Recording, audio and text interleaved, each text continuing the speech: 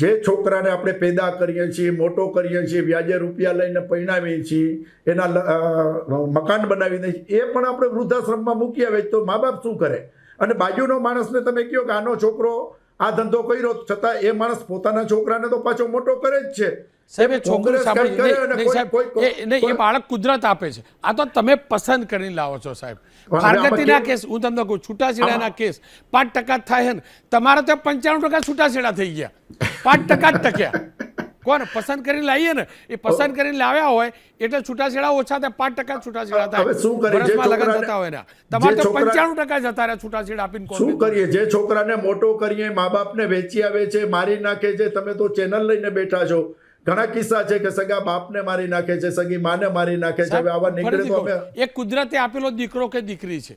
તમે જાતે ઉમેદવાર પસંદ કરો છો. હું એટલે પેલું લગનવાળું ઉદાહરણ આપ્યું કે લગન આપણે જાતે પાત્ર પસંદ કરીને છૂટાછેડાના કિસ્સા 5% થાય છે. તમારા ત્યાં ઉમેદવાર તમે તમારું કોંગ્રેસ પસંદ કરે છે અને 95% ફારગતી થઈ જાય કોંગ્રેસમાંથી અને રોનકભાઈ કઈ એવી પાર્ટી છે? લગન કરી લે.